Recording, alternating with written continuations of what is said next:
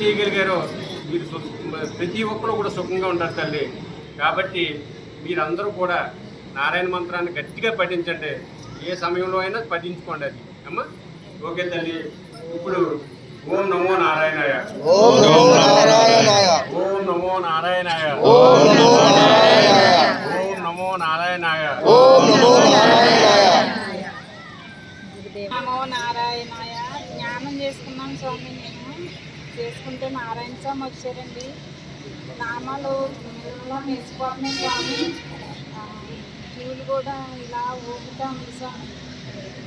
నారాయణ స్వామి మా గురువు గారు నామధేయం ఏంటో నాకు తెలియపరచని స్వామి అంటే నారాయణ స్వామి అమ్మ అని చెప్పారండి. ఈ లోపల మళ్ళీ జ్ఞానంలో కూర్చున్నాను స్వామి. వచ్చేగానే నేను గణపతి సచ్చిదానంద స్వామీజీ స్వామి వచ్చాను అన్నారండి. మీ గురువు గారు నామధేయం దత్తాత్రేయ నామమ్మ అని చెప్పారండి. నారాయణ దత్త అని చెప్పారు స్వామి. నారాయణ స్వామి మీ నామధేయం నారాయణ దత్త అని స్వామి ఈ రోజు నుంచి చెప్పమన్నారు స్వామి. ఇలా నన్ను చెప్పండి. చెప్పేస్తుంటే అయిపోతుంది.